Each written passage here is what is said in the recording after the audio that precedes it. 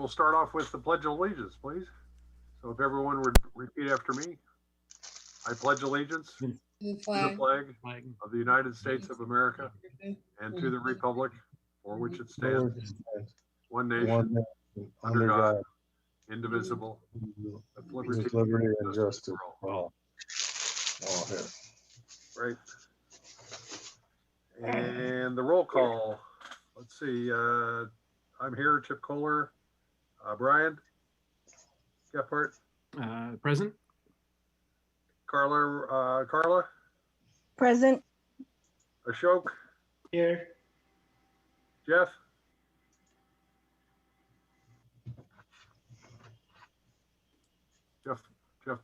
Jeff's here. Okay. Kathy Lang. Here. Is Siv here? Not yet. Susan Howe. Here. Benita. Haven't seen her come in. Brian Kilgore. Here. Connie Tung. Here. Kelly McMahon. Here. Eric Chu. Eric. Gerald Green. I just got a text. Young is no longer on the team. She's moved to a new job. And Luis Zamora. Tyler is actually taking Luis's place. Tyler is. Yes, and Gerald just said that he's having problems getting on, but he's gonna turn his computer off and turn it back on. Okay. Is Tyler here? Tyler is here. Okay. Oh, Tyler Polani. Okay, good. All right, great. Okay, so welcome and introductions. Welcome everybody. I hope everybody had a great Thanksgiving and everybody remained safe, healthy, and getting ready for the end of the year holidays coming up. And there's Gerald Green. Hi, Gerald. Hey, Chip. Nice to see you. Sorry I'm late. Good seeing you. So I set out the agenda. Unfortunately, I forgot to change the date at the very top of the agenda. It should be December 2nd, today's date. The rest of the agenda is right, and it's relative to tonight's meeting, so my apologies for the wrong date at the very top. So the agenda is out. There were 3 other attachments that went out, the minutes from last month, the finance report, and the project status report, and we'll be going over those in a few minutes. But first of all, we need to approve the minutes for the November meeting. Chip, sorry, did we also get the updates from the board from the last board meeting in an email attachment? Because I think the body of the email said it was attached, but I think Brian Kilgore was going to potentially send us those in email. Yes, those actually did go out in a I think they did go out in an email. I can't remember roughly when, but it was about 2 weeks ago. Okay. Brian, do you can you confirm that, Kilgore? Yeah, Chip, I sent you links to all the agenda items. I figured that was the most complete way to do it. Yeah. I can certainly email the group directly if you think that would be easier, but I went through you this time. Did I forward those out? I didn't see them. Okay. I will look for the email and forward it out after the meeting. Okay. And Brian, if I can't find the email, I'll let you know, and then we can do it again tomorrow. Will do. Yep. Sorry about that. Okay. Minute meetings for November. We need to approve. Are there any comments or discussion items on the minutes? If not, can we make a motion and second it? I make a motion, we approve the minutes. And Second. Second, okay. All in favor? Aye. Aye. Aye. Any opposed? Okay, thank you. Approved. Okay, oral and written communications, I'll forward those out. Or no, that's the action items I'm gonna forward out. Is there any other oral and written communications that we need to know about? Kelly, has anything come into your office? We have not received anything to date. Okay, Brian, anything in your office? Nothing from the superintendent's office. Okay. Anybody else's office, public information? Okay.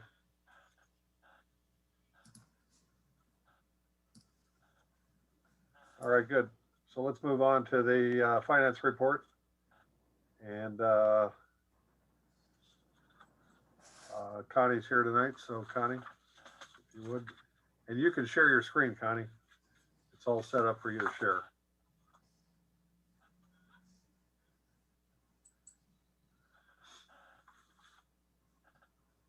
All right, here's And the, Eric, I see you came in. Yeah. can everybody see this? All right, here's the December financial report. There's not much change since the last meeting. The total available funding, it's still at 669 million. You can see this number right here. It's the same number as the last meeting. And the only thing that has increased is the expenditure. So this number right here, compared to the last reporting, the total expenditure this month is 4.1 million. Going to the second page. And the program contingency number, it's still at 2.7. And also the projected surplus for American High School Modernization Project at 715,000. This number hasn't changed.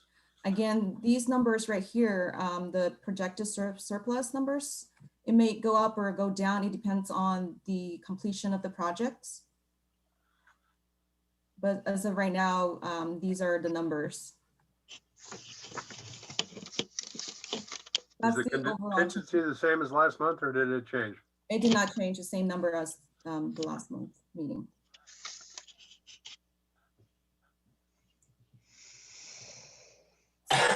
Overall change, the expenditure. Do you have any questions? Connie, I just wanted to add that we are still doing our final accounting for American and for Walters and for Horner. So those numbers are not going to change until our final accounting is done. And then this document will of course be updated when that's completed. Okay. Okay. Are there any other questions?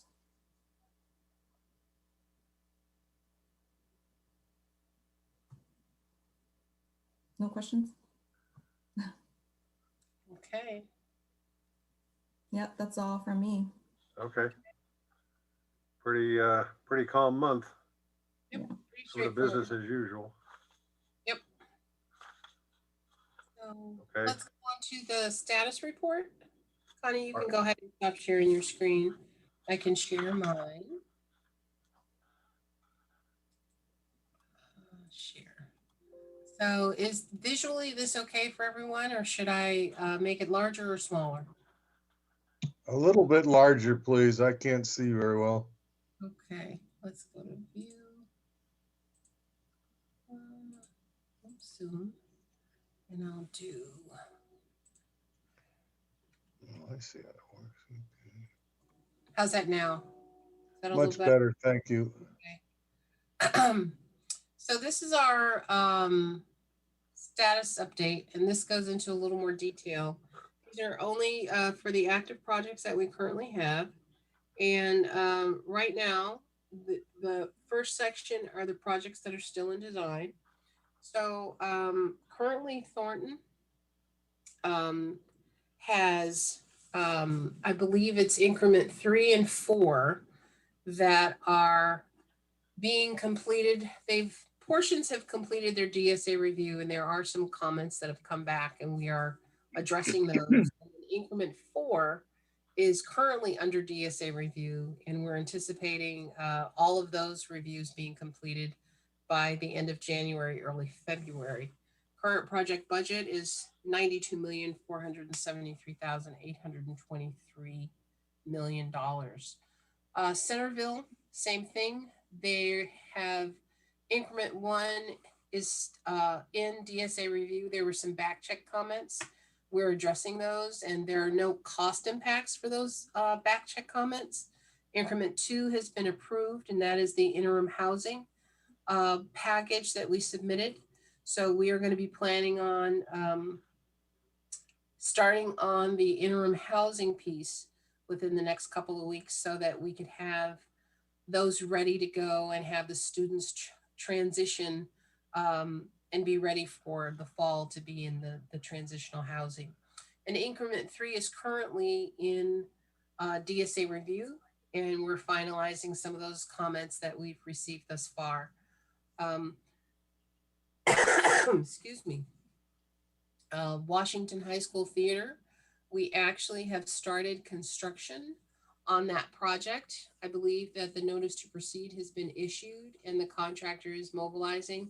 We've already worked with maintenance and operations to remove a lot of the lighting and the staging equipment that is going to be salvaged and reused.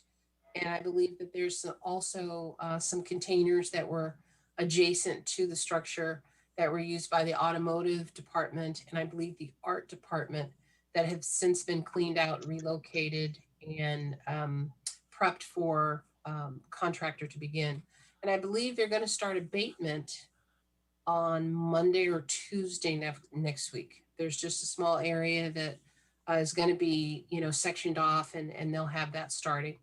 And so that's moving along really, really nicely. So right now we do have 2 issues that we have to address that will probably come forth at the next board meeting.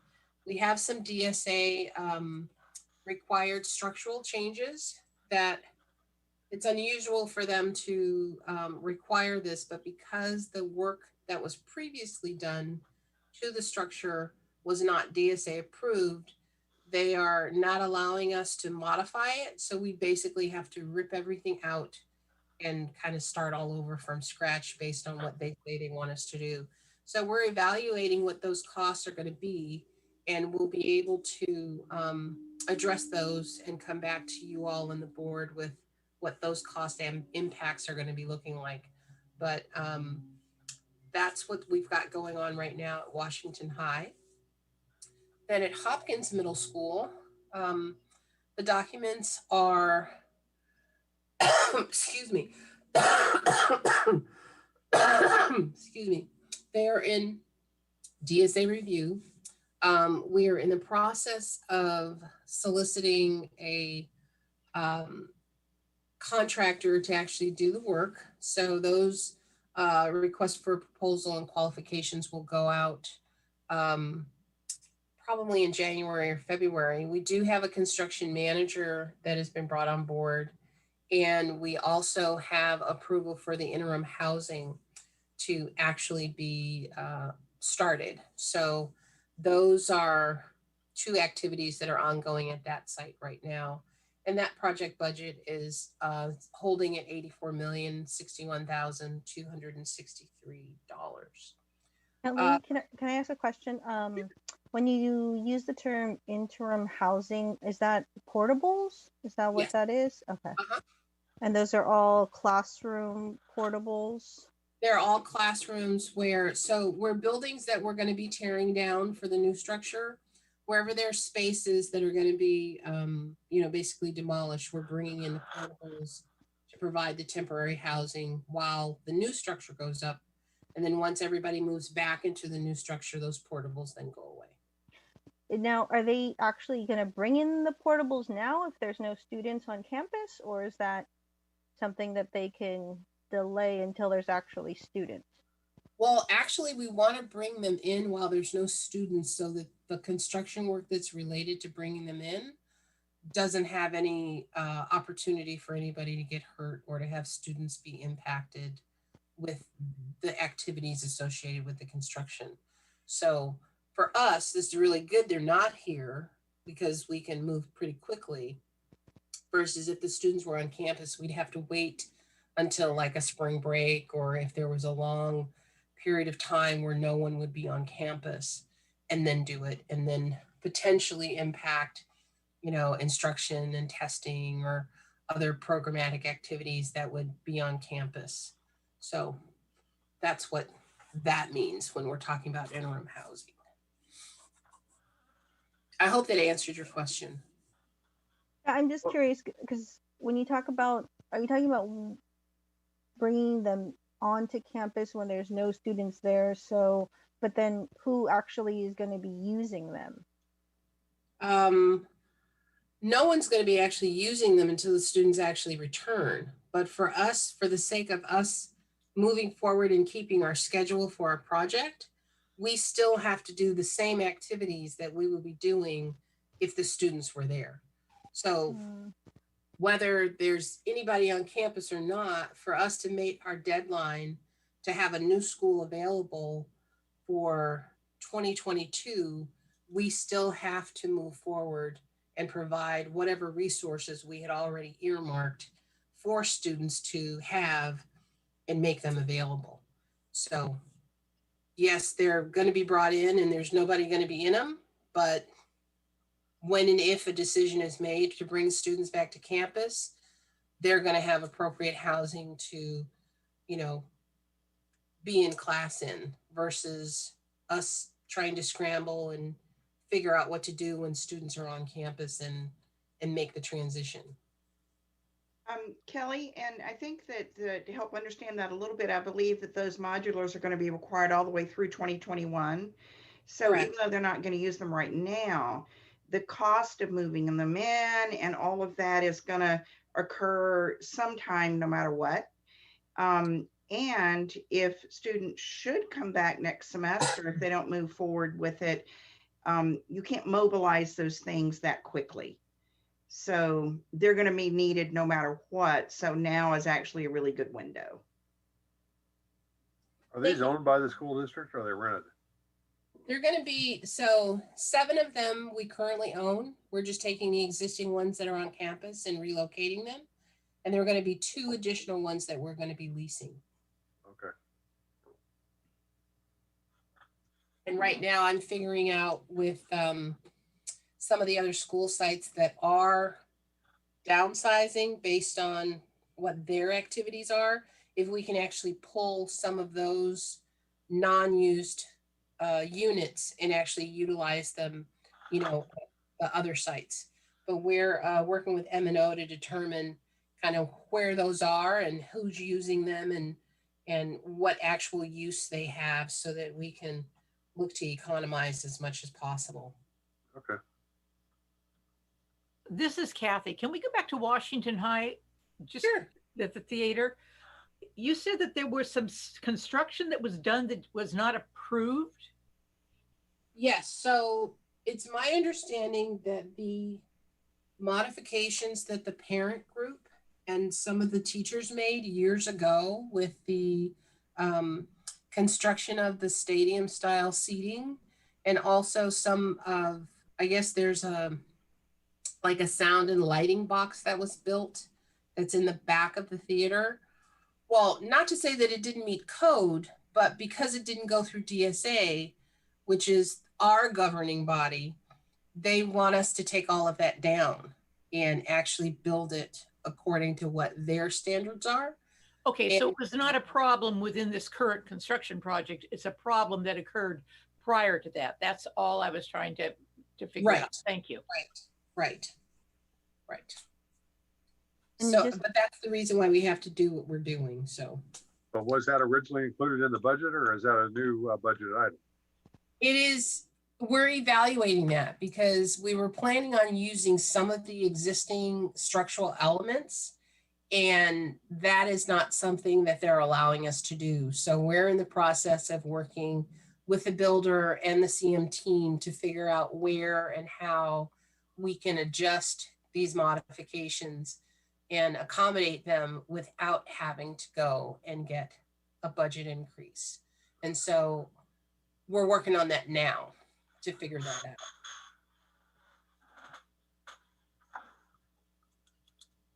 But I'll come back with an update for you guys once we're at a landing spot where we know what we have to do. Are there any other questions on Washington? I take that as a no. Okay. So moving on to the projects that are under construction. So yay, American High School is 100% complete. We will have notice of completion issued at the next board meeting. We have gone through all the punch list, and maintenance and operations has signed off that all of the building systems and all of the repairs and modernization that was done on that project has been completed and accepted. So that final budget for that project is $25,734,422. So we're really excited about that. Excuse me. The next project under construction is Horner Middle School. Is there going to be any money that rolls back into the contingency, or? Yes, I believe American High School has about 700,000, but as we had stated before, I'm still getting invoices from the contractor. So once we finish and do our final accounting and pay out all of our expenditures, then we'll have the final number that will then go back into the contingency budget. But right now we're estimating around 700,000. So it may be a little bit more, or it might be a little bit less once we finish paying all of our bills. Okay. Excuse me. So Horner Middle School is occupied. We have about 97% completion. The play fields are being turned over to the district this week. And we've got lots of miscellaneous things that are still being worked on, but the tentative completion date for phase 1 and 2 and the play fields is December 22nd. And we're expecting closeout completion of that portion with all of our final accounting and documentation sometime in February. And then we have the PE lockers, which was a added scope very late in the project that is going to be completed probably over spring break or early into the summer. But that all depends on how quickly we can get our DSA approval for the foundation systems back from DSA. And we currently are looking at a manufacturing schedule of about 12 weeks on the 2 buildings. So that puts us sometime in late March, early April, when we can expect the physical construction of those structures to be ready. So, excuse me. So that is what's going on with Horner. And we've been working very closely with the site staff there to address just minor issues with, hey, maybe a doorknob doesn't turn, as quickly as it needs to or close properly. So those kinds of items are being worked out, and all the little kinks and bells and whistles for the building systems are being tested right now. And we will take final acceptance of that building probably sometime in late January, early February. The next project, are there any questions on Horner before I move on to the next project? I actually have a question about American. Okay. So when you say HVAC upgrades, does it mean all of them are getting upgraded, or the ones which are in dire need are getting upgraded? Actually, Judith or Gerald, can you guys answer that? Because American was almost done by the time I came on board, so I'm not really sure to the extent of the scope. I didn't get the question. Could you repeat it, please? The question was, when you're talking about HVAC upgrade in American high school, are you talking about upgrading each and every one of them, or is it partial upgrade, which is the ones which are not working, which are in dire need or in bad shape? Upgrading the what? The IT. So I think. Oh, the IT. HVAC. Question. Oh, the HVAC. HVAC. Oh. So background wise, this was American was kind of from what I remember history wise was a little bit of a puzzle, I guess, to put it lightly. I seem to recall there were several issues because I think the way that American high school is the actual buildings are structured, there's like a big atrium or kind of big building area, and then there's the HVAC units. There was some issue about them being whether they were going to be upgraded on the ground or on the roof. I just remember there were several issues with the HVAC. There were many discussions with American in terms of the HVAC problems. So I don't remember exactly where it landed and how they addressed everything. I think they addressed all of the classrooms, all of the buildings with HVAC upgrades. American was a central plant system. Mm-hmm. So they moved to each classroom having their individual, and that's that was probably most of the classrooms. Obviously, the new buildings and the portables already had individuals, but the older buildings, and then it was a complex, as Carla noted, it's a complex building as well with the huge atrium. There was an issue with the boiler. I just remember there being multiple discussions about problems with American, and I just don't remember what the end result solution was or how they. It's been a while since I've been involved in the day-to-day. In fact, this project was started before I even got involved directly with the projects. It's my understanding it was a full HVAC upgrade across campus, right. Campus complete, and we will notify you if that is incorrect. But my best recollection is it was a full upgrade. And that's my understanding as well. And back at the time, it was a pretty big cost increase too. So right. So the cost increase was because the original budget was just to patch up the old central plant system that had these pneumatic tubes, and the rats were eating them and whatnot, and that was good money after bad. So this is I think a good use of the bond contingency fund to get a permanent solution in. And I think it is notable because we have a few other schools with central plant AC as well that at some point will need to be. I'd expect will need to be addressed. Right. Okay, and I have another question which I actually had my hand raised, and I had some microphone issues, so I could not ask about Washington and Centerville area, the high school and junior high school.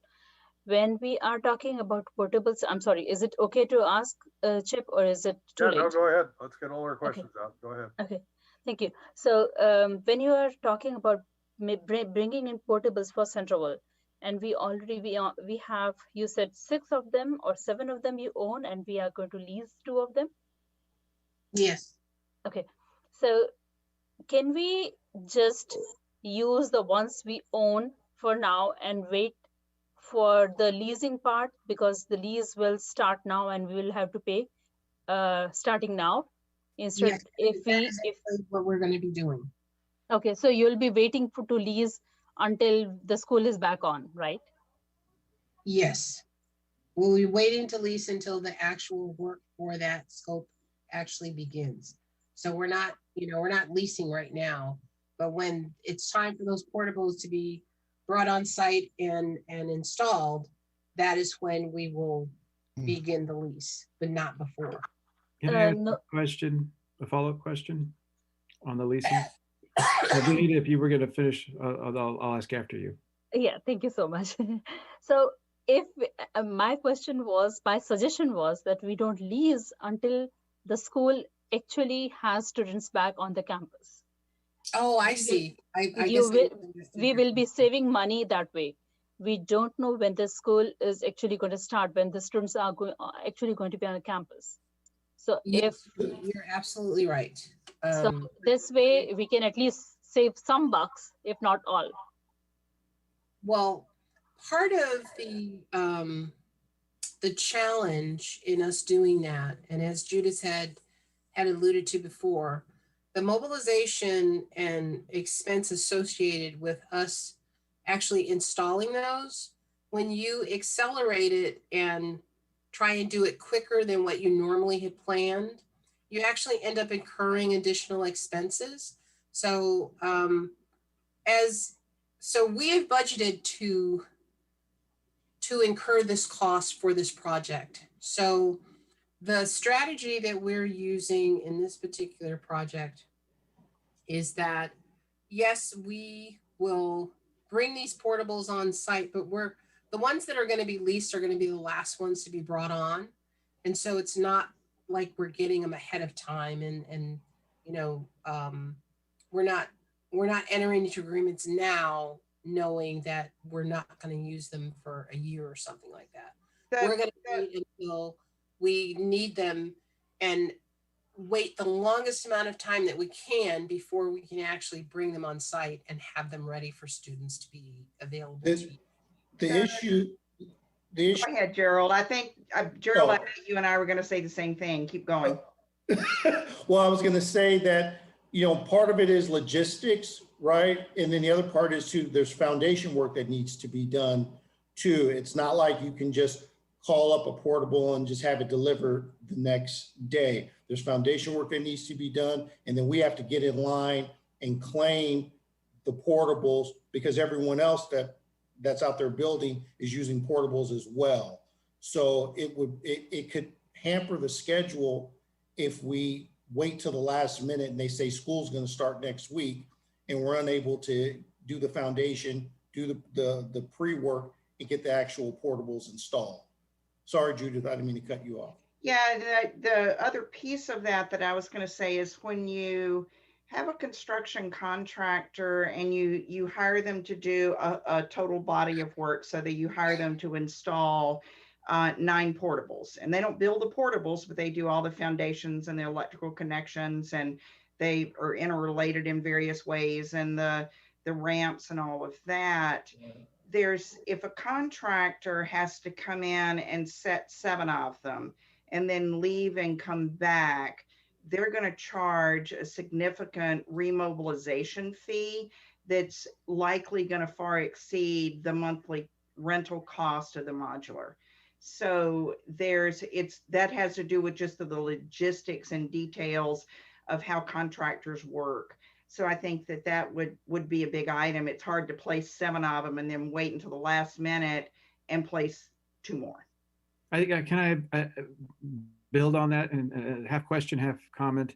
I think what my understanding is, like, the vast majority of the cost here is in placing and removing the portables. The actual monthly lease costs are relatively small. Negligible. A few extra months is saving you maybe hundreds of dollars, maybe a couple thousand. I don't know. Just a couple thousand. So we're just talking about saving a couple $1,000s here, and I think that's important to understand as well, right? Brian, I think you're right, and it sounds like Kelly and her team have a good plan, so I think we ought to just go with it.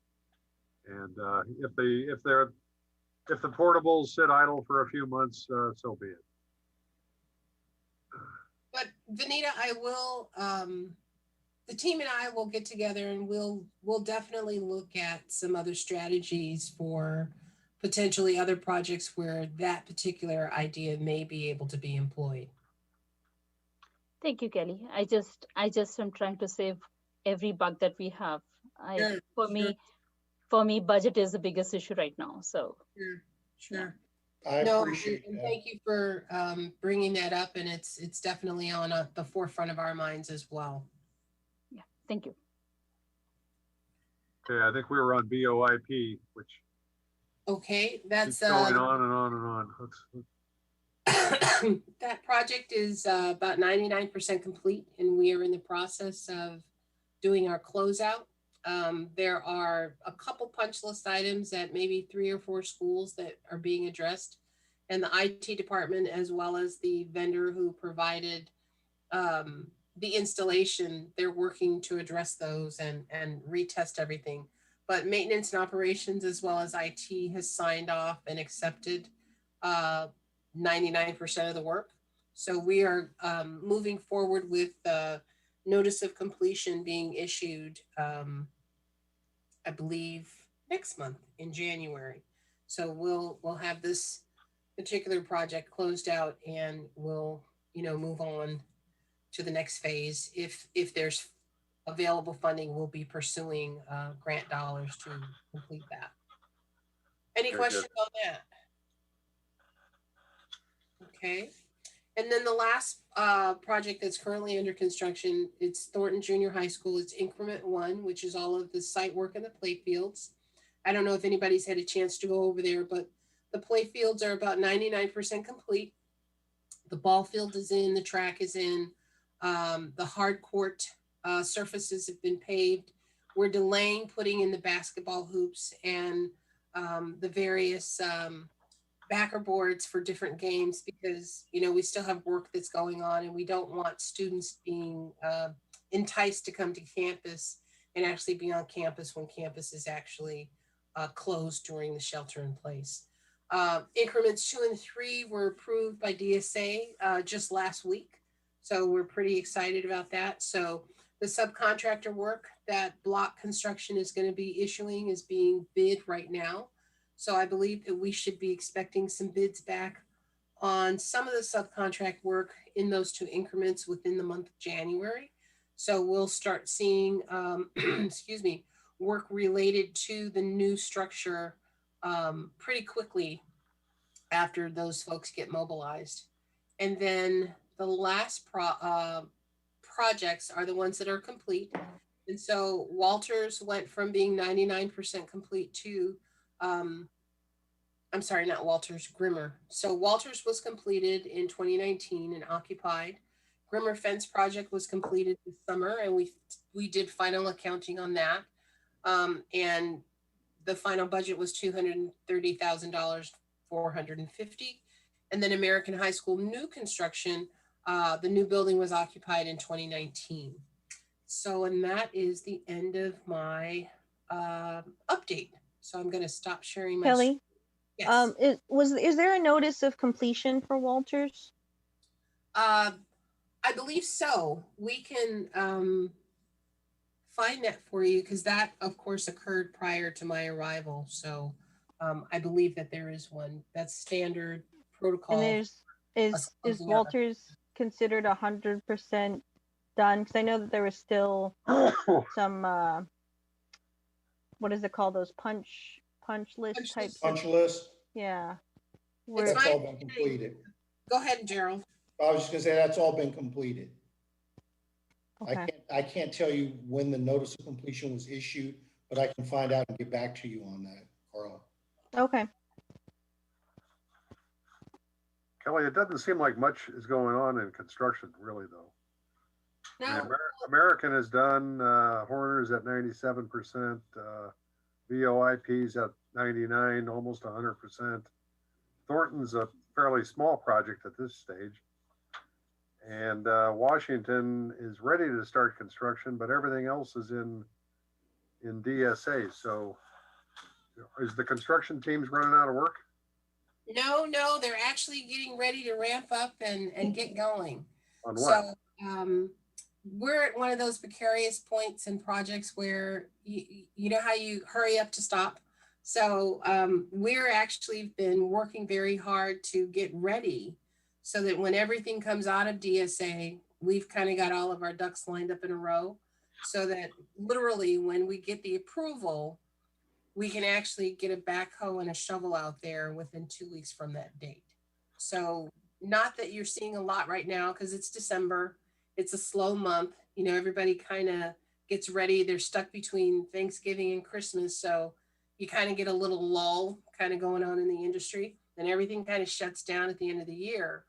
But boy, when January comes, that second week of January, we're going to be hopping and bopping. So that's why I tell the team, get your rest in the month of December, because when January comes, we'll have Thornton in full swing. We'll have Centerville up and running and moving. And we also will have Hopkins. The abatement and demolition process. And we will have Kennedy High School, who also will have all of their M&O projects that will be starting. And then the ROP school has a project that's running tandem to what's going on at Kennedy. It's not our project, but in terms of activity that you'll see on site, you'll have those two projects that are going to be running at the same time. So you'll see a lot of activity that will really start to happen and move at the beginning of the year. So not to be disappointed. We won't disappoint you at all, for that's for sure. All right, and also talk about the audit. So as you know, thank you guys so much for volunteering your time to participate on that panel. We have completed the RFP. It was issued, I want to say about 10 days ago. We are soliciting services from an outside consultant to do the bond audit. And those proposals are due on December, I believe they're due on December 12th. We're going to be doing an evaluation of those proposals on December 16th and actually interviewing firms to, provide the service. And once that process is complete, the committee that does the reviewing will basically make a recommendation to the board to enter into an agreement with this firm, and they will begin the audit process. And we're hoping that we can get that item on the agenda either for December 16th agenda or the first meeting in January, so that we don't lose any time and then we can get started as quickly as possible. And how many proposals? Pardon me? How many proposals? We don't know. We actually How many RFPs went out? about 7 firms, and the purchasing department is managing that. So I don't know who has actually responded right now, but Lane believes that we'll probably get 4 to 5 back of the 7 that we reached out to, because it is a highly specialized service and there's not that many firms that do that well. So we reached out to, the top 10, and we'll just see what comes back. Okay. All right. But that is, excuse me. Chip, can I ask a question? Yes. Kelly, talking about Kennedy, there was, it was brought to my attention that they were talking about painting. I know it's not CBOC's, it's not under this committee's portfolio, but is there something that they are planning to paint the building? Exterior? I know there's discussions, and I'm not privy to all of the details of those discussions on all of the things that go on, but I know that that is something that the principal has talked about. And I believe that the Vanner team is working out with M&O some type of scope of work to see if that's something that can be accomplished or not. But I honestly don't know if that's been confirmed or approved in any fashion. Vanita, that hasn't been decided yet. There's still talks. The core of the Kennedy is going to be roofing, HVAC and flooring. It's going to be the core work there. Right, and I believe, if I'm not wrong, their bathrooms are in dire shape too. So is there any discussion about that? The bathrooms are going to be refreshed, and then the exterior lighting is also going to be addressed in the paving. Okay. But I'll get back to you on the painting. Gerald and I can talk to the team and find out where they are with that. And then I have a follow-up question from last meeting that we had. I mean, I again, it's not CBOC thing, but about the break-ins in the schools. Has it gotten better? It hasn't gotten better, but it hasn't gotten worse. So we've been able to fend off the vandals, but we still do have activity, but we're able to manage it. But they have increased cameras that are on site, and we do have additional patrols. And I forgot the name of the company, but we did hire another company to increase our patrolling at all of the sites, because we are, of course, still getting vandalized. But Kennedy has quieted down quite a bit, but it still does have its issues. Say it again. I said it still does have its issues that crop up on a weekly basis, but not nearly as bad as it was when we first went into the shelter in place. Okay. Thank you. You're welcome. Any other questions with regard to the update? Okay, let's move on to the next topic, which is Prop 51. Prop 51. So let's see. So we're in the process of actually doing our year-end submissions to the state. And so I don't have a definitive number for you all right now because we are working on completing our SAB Form 51. I think it's 501, 502, 503, and 504. There are two projects that we are expecting to get apportionment for, which is Brookvale and oh my gosh, I'm drawing a blank. Zaveda. Patterson Ranch. So Patterson Ranch and Brookvale were awarded apportionment in October. So we have submitted all of our paperwork and we got our 15-day notice, I believe, just before Thanksgiving for us to submit for that funding. And that's going to be around $6 million that we should be expecting back for those two projects. And then we also submitted for American High School. And Connie, refresh my memory because I know that you helped me on those forms. It was American and Zaveda. Asveda, thank you. Thank you. And those two schools, we are expecting about $9 million between those two schools. So combined, we should be looking over the next 3 to 6 months to get back about $15 million from our state matching dollars fund. So Kelly, Last month, when you talked about Prop 51s, several of us weren't sure how Prop 51 worked, and you were going to talk this month about how the money from Prop 51 has been used and what projects the school district has been reimbursed for, just to kind of give us an overview of how Prop 51 supports the school district and our projects. yeah. We weren't so much looking for future efforts, but just kind of some background on how Prop 51 supports the budget. You know, last month you indicated Prop 51 was going to help some of the projects in place, and we didn't understand how that works. So that's what we were looking for tonight. okay. Before I answer, Carla, was that the same question you had?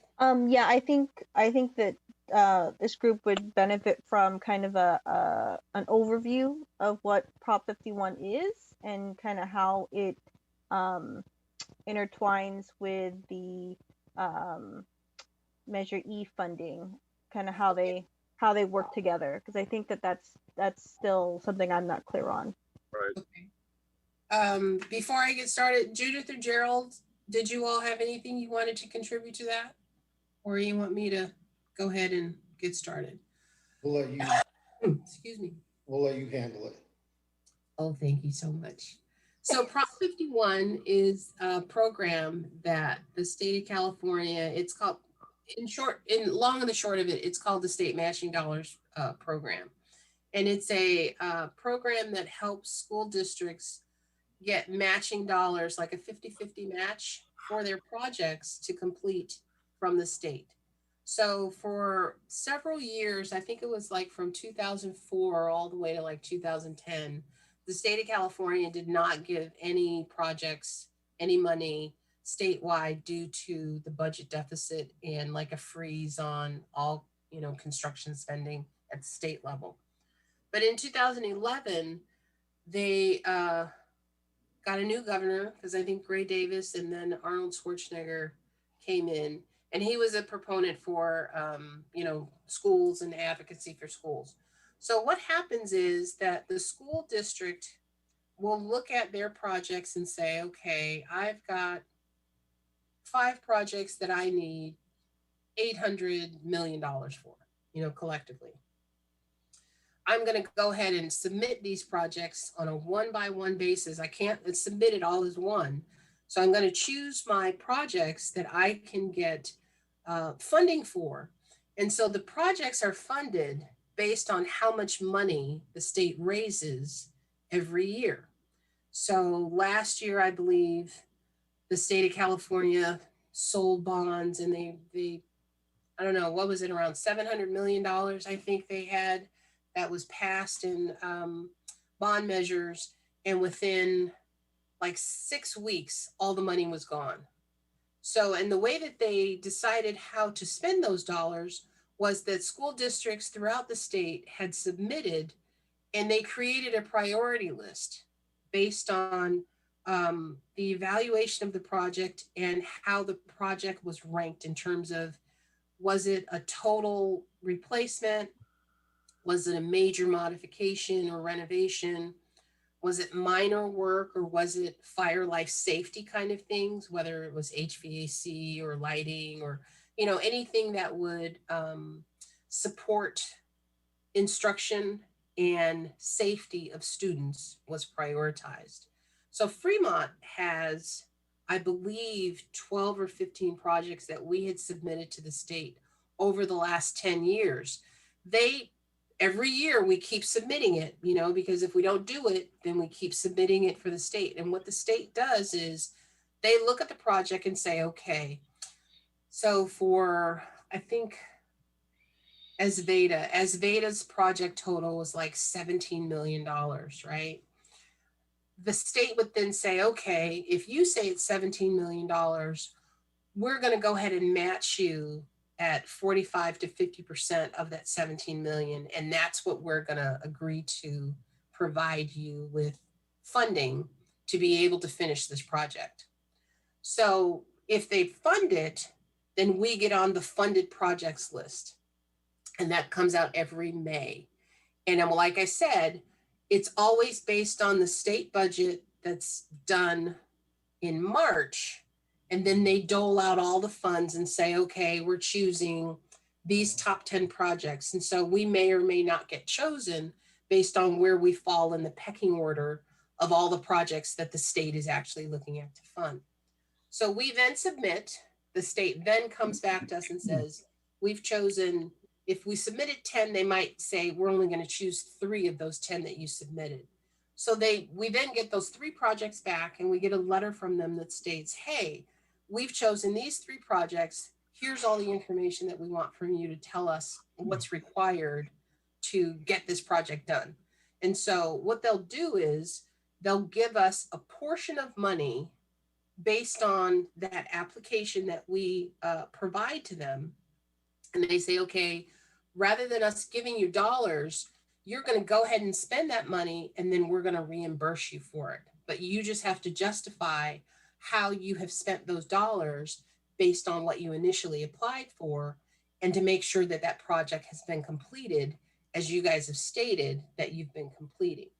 So now we used our Measure E funds to complete a lot of those projects that were submitted to the state for matching dollars to get back. So what traditionally happens, you submit it, you show that the project is completed, you send in all your final accounting, and there's a bunch of forms that are probably an inch thick that we have to fill out. And it takes about 2 to 5 years for these funds to come back to us from the time that we actually submit. Then the state will then say, okay, it's done. We're reviewing everything. Now we're going to factor escalation, the true cost of construction, and what you actually spent against what you proposed. And based on that, they give us back 50-50 matching dollars on what those numbers are. So it's my understanding for this particular program, you guys have been using the Fund 50 or the Prop 51 dollars to replenish the surplus fund or the contingency fund that you all now have identified for the Measure E program. So when we get these dollars back, we then have to go to the board and also go to the assistant soup of business and say, okay, we're receiving these dollars. Here's the amount. And then they will tell us what portion of that is going to be put back into the Measure E program. And so that's what I was talking about before when I said, hey, when we get some more dollars back, our contingency budget will go back up because we're going to be receiving dollars from the Prop 51 program. So what those dollars are, I don't know. If we're going to get all of them, I don't know that either, because I believe because we are in a budget crunch and we are constrained in so many other areas of our general fund, the Prop 51 dollars, 100% of them may not come back to Measure E. Some of them actually may go to offset some of the budget deficit that is being shouldered right now. But I don't know, because I'm not that person that makes that decision. But there are discussions that are being had right now of how to utilize those dollars. But a portion of them definitely will be coming back to the Measure E program to replenish. That's a good explanation. Is there any questions? Can I ask a question? Yes. What are the restrictions on the dollars that come back through Prop 51? I assume that they would be required for capital construction, and they'd be restricted to that. They are required for capital constructions, but there are two pieces of legislation, I believe, that have been approved that are waiving for a period of time the requirements for districts to only utilize those dollars for their capital improvement programs. And so, as I said, I don't know all the particulars because I'm not the one who makes that decision, but it is a small window of opportunity for districts statewide to actually supplement their general fund with dollars that will come from the Prop 51 program. And it's not going to be forever. It's only for a window of time. And I believe that we are applying for that exemption to be able to do that. And so when that happens, I don't know. So similarly, I know sale of property, there's an exemption that you can use that for general fund. Correct. As well as another category there. Well, I think assuming my fellow board members agree, this is definitely something the CBOC would want to be aware of before a decision went to the board, in case we wanted to give input. I absolutely agree. And I will definitely keep you guys abreast of whatever decisions or discussions are being had. But this is something that I recently was just informed of, like within the last week. So I don't really have a lot of information to necessarily share with you all, but only to say that it is something that is being discussed, and it is definitely being considered based on the financial hardship that the district is experiencing right now in so many other areas. So yeah, the budgets for all districts across the state or the nation are going to be very challenging. So yeah, that's true too. And then I think there's some information sessions that the superintendent is doing throughout, Yes, he's doing his town hall budget. So if you all have an opportunity to attend any of those, it would definitely be beneficial, because he's talking about a lot of different strategies of what he plans on doing to help alleviate some of the constraints and stress we have on the budget. Thank you. Oh, you're welcome. So just a comment in terms of CBOC and our kind of role in watching Measure E funds. I do find it a little, I don't know, curious that CBOC or that Measure E funds paid for the projects. Now we're being reimbursed, but that money is potentially not going to go back to Measure E funds, is what we're being told. Oh, I thought it would go into contingency. I thought you said it goes back into the contingency. But she also just said, Chip, that there's a potential that it won't all go back to Measure E funds. It could be potentially put into general funds for the district, is what my understanding is. Right? And that matched my understanding too, right? I think the policy of the board has been to, if it's a Measure E project, you put those funds back into Measure E. I believe that's been the policy direction of the board for years, but with the budget situation and the uncertainty, and if legislation passes that allows this exemption, then yeah, that's an option that the board has to have on the table. So to use that money to close the budget gap potentially.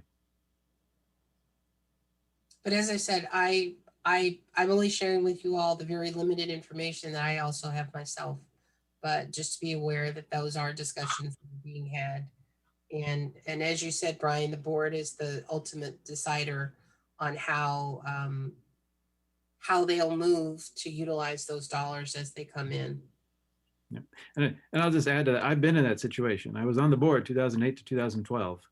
It's not an easy situation to be in. I mean, I think if that ends up being the decision, so be it. But I think that there definitely has to be transparency in that where these funds are, kind of where these funds are going.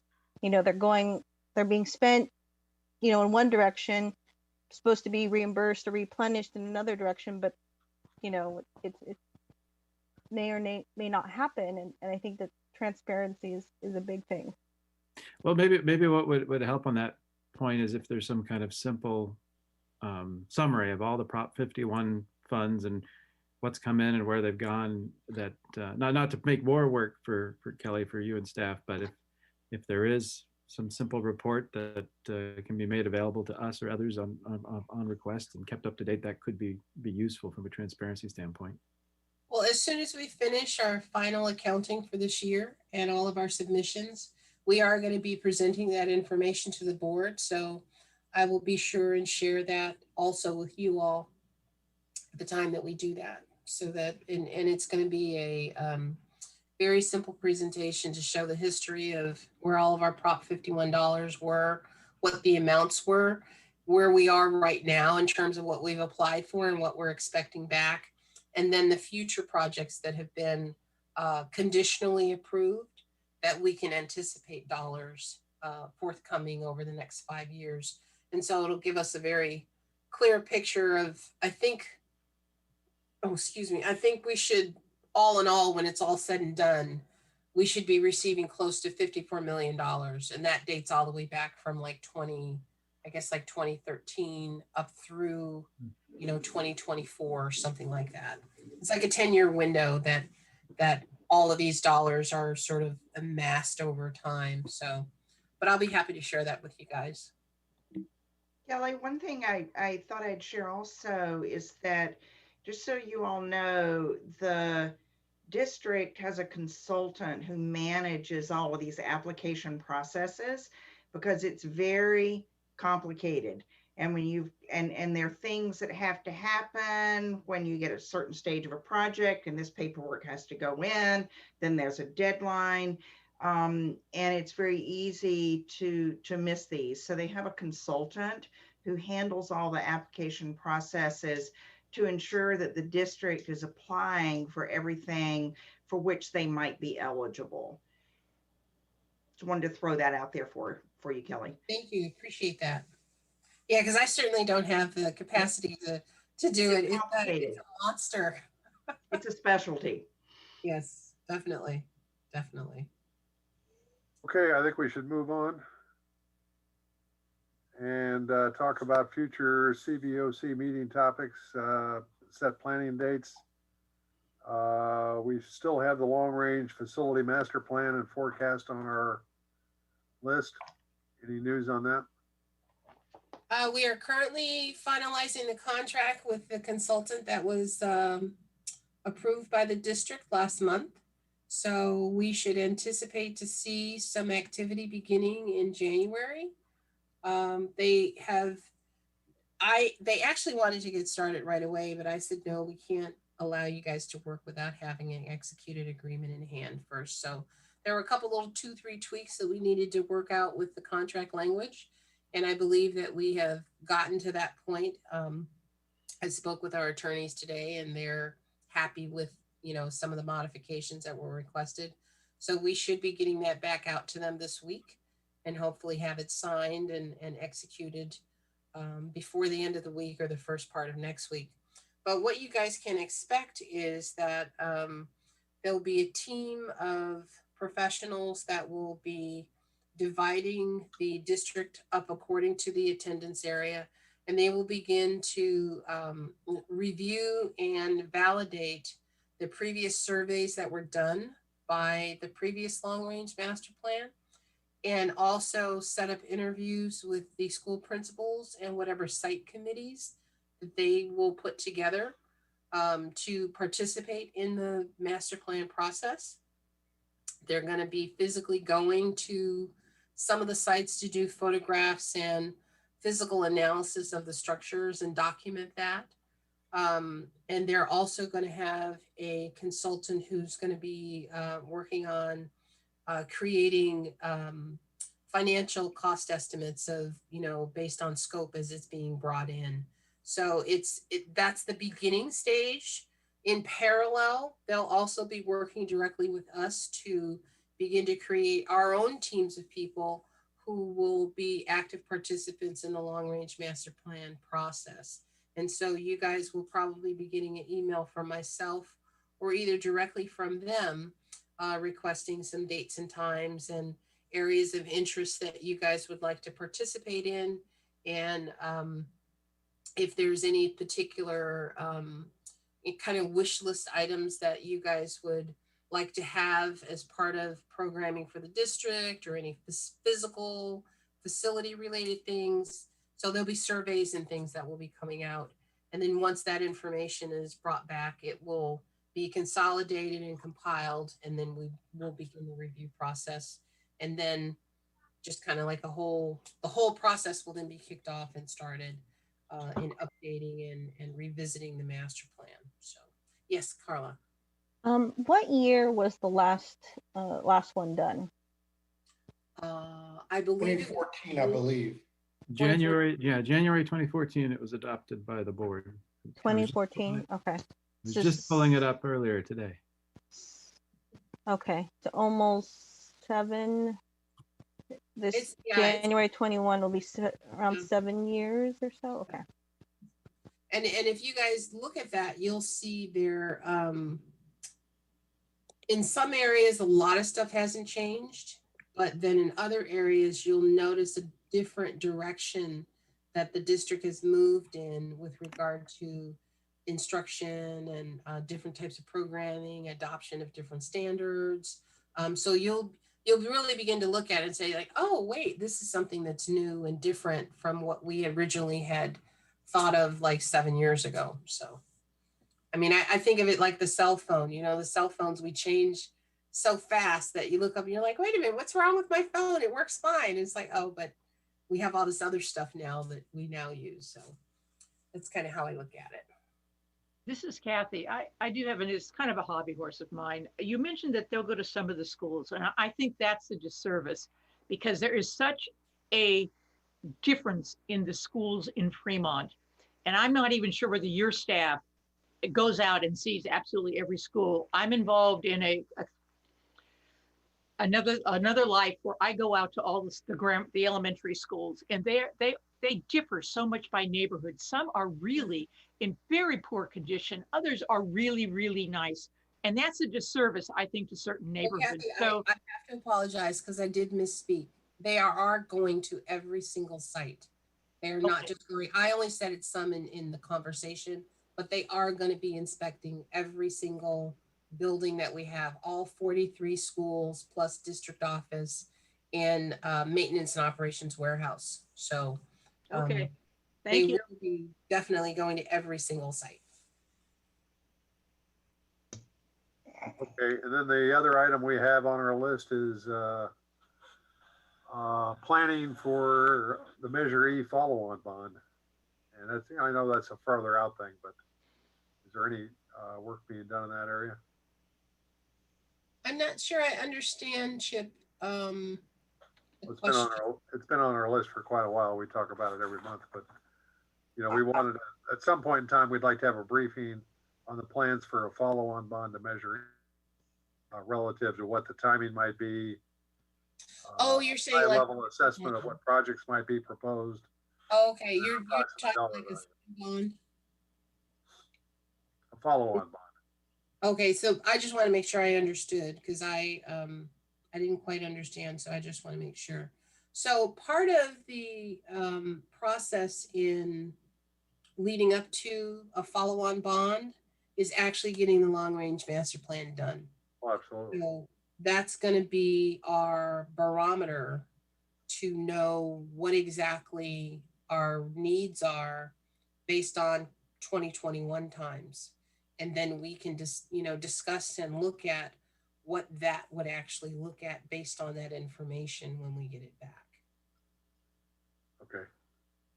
One of the other School board having any discussion about a follow-on bond, or is it even too early for them? I am not aware that they're having any discussions at this moment in time. Okay. one of the other elements around planning is the what your property base can support in terms of bond funding, and that came up recently in some board item. I think it was the next set of bonds that are being issued. There was analysis done that kind of showed we had X, we could float, in 2014, we had a bond that was 640 million, and that's because that was as much as we were allowed to. And the financial guys, I can't remember their names, had an updated analysis of how much we could float a bond if, say, we wanted to float a bond tomorrow, which is, that's an interesting part of the puzzle as well. Right. So I thought I mentioned that. I think I don't remember that item though. That was recent though, I think. Yeah, it was actually the last board meeting, and I believe it was one of the presentations, like one of the first 2 or 3 items in open session. And it was related to the budget and the so we were going out to issue the last series of the bond the first part of next year, and that was part of that discussion because we got permission to go ahead and do that. And then they did the bond analysis to know, one, what our credit rating was, and then what our capacity is to manage not only the last series, but overall capacity for us to manage, a follow-on bond. And I believe, we had like a AAA rating, and I believe that we have the ability to manage, I think, upwards of like 800 million or something like that, even with the outstanding 669 that we've already, issued in current bonds. So, but I can look that up or find it and share it with you guys. But that goes to the heart of your question, Chip, about how big could the next bond be? Well, based on what we know right now, about $800 million. Obviously, that'll change if housing prices keep going up. Right. Then that number will go up. But Correct. I guess I have a follow-up question. So my understanding is that in 2014, the long-range facility plan said that we needed 1.2 billion, right? Wasn't that the number? Yeah. Right. And then the actual bond that was put out was basically for around half of that amount. So if we already know that our needs are still that kind of gap between, what we originally in 2014 had thought was our need minus what we actually were able to get bond funding for, do we really need to wait until a second long-range facility plan is created? Because don't we already know that we have the need? So go ahead, Gerald. Well, I was just going to say that a lot changes in those 7 years. Priorities change for the district. There's changes in the industry, and that's why you have to do an updated needs assessment, because what you may have thought that you needed back in 2014 may not be the priority. So you want to make sure that you have all your priorities kind of first in line, and then you go into the would be nice to haves. That's kind of the calculus when you're deciding how much you want to go for. So I can see how, like, in a more specific sense, that's, you know, kind of how you create the list. But I guess going into it, I just it already seems like, you know, the first time around we didn't get all the money that we needed at that point, so we already know that I feel like we already know there's a need for money, you know. So I don't know. I'm just trying to. Right, but when you go out for the bond, right, you can only spend the bond money for specific projects. And so that's why you have to have an additional needs assessment, whether it be the same needs or new needs or a combination of needs. You have to ensure that this is what the district's priorities are, and this is what the money will be spent on. And so you really don't want to go out for a bond with a 7-year-old needs assessment. I mean, the demographics have changed. I mean, there's a lot of things that happened in 7 years. Housing prices have changed. Your cost of construction has gone up immeasurably, right? So you need to go out with the current needs assessment. And the other thing that's important to realize too is that the buildings and the facilities that were in bad condition back then, if they weren't addressed under the first bond, they're in total replacement mode by now. If you just think of, hey, I've got a house that's falling apart 7 years ago and I don't do anything to it for 7 more years, it's just going to be that much worse when you actually look at it again and figure out, oh, well, before I only needed to patch the roof. Now I need to totally replace it and do a full overhaul, where as 7 years ago, if I would have addressed it and maintained it, then my need for me to do anything with it would be totally different fast forward 7 years than if I just totally let it go. So that's what Gerald is saying. Basically, you really do have to go out and do a full needs assessment, because the district's strategy and needs do change. We are in a declining enrollment environment, which is very different than what we were in 2014. We were looking to expand and grow, whereas now we're shrinking. And so we have to look at it a little bit differently as how we're going to utilize the resources that we have. Can I say something? Mm-hmm. Yeah. Hi, Benita. Go ahead. Hi, Chip. So, in addition to what Carla was asking, I think the other thing that we need to look at is our community willing to go ahead with the bond? Because that is something else that I'm hearing back. Sorry about the background noise. So I think if we are doing need assessment, do you think it will be part of it to have a community survey to see if it is part of the assessment as well? Okay. Because I mean, I'm all for it. But I'm not the one who speaks for whole community. I mean, to be clear, there's community outreach to get input, but then the kind of assessment you're talking about, Benita, is actually polling the voters to understand what kind of bond they will support. And you don't do that until you're farther along usually. Right. I think that's not part of this process. That would be a separate polling process. Right. Okay. But yeah, I suppose if there's enough, it seems like there's enough interest, maybe we agendize an overview of the whole process in the future, Chip, because it is there are a number of steps to getting to the next bond.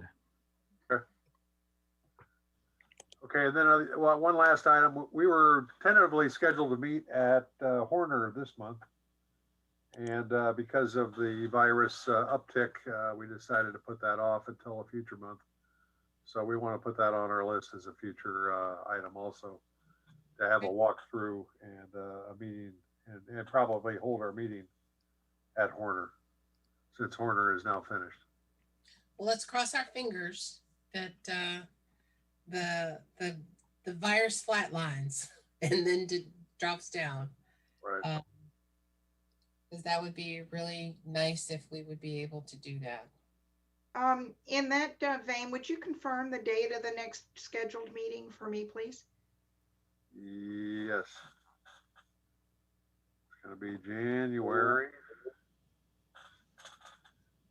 6th, actually. All right, great. I've got it on my calendar. Something's working. It's working. Hang on, it looks like it's been moved. I just noticed that the school board's meeting on January 6th, it says here on the district calendar. January 6th. Um, When do we need to move to the following week? I guess we've already been moved to the following week.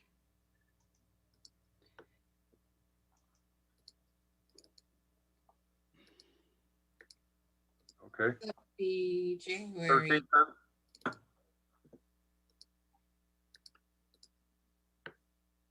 13th, Brian? Yes, yeah, the 13th is what's on the district calendar for CBOC. I was just thinking this. I was just checking myself, and then I subscribed to the district calendar, and I saw the board meeting there. I'm like, oh, I didn't know that. Okay. All right, let's everybody put it on your calendar for the 13th, and I will plan accordingly.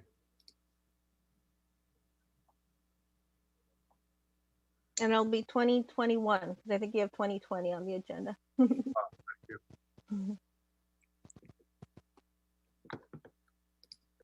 Yes, it would be.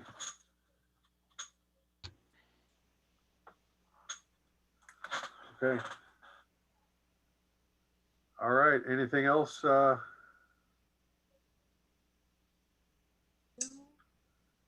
for me.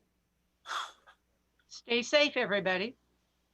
Yes, stay safe, stay healthy, happy holidays, happy new year, and we'll look forward to seeing everybody on January 13th. And Kelly, on the, is it the 16th? We have our meeting with, for the Yes. audit, and Yes. Paul and Kathy and I are going to be in attendance on that. Kathy is our alternate. Just in the event either Paul or I become whatever incapacitated, can't attend, Kathy's our backup. Well, I thank you guys for participating, because it's really very helpful to us to have you all participate in that process. So thank you. Will you be sending us the proposals as you receive them?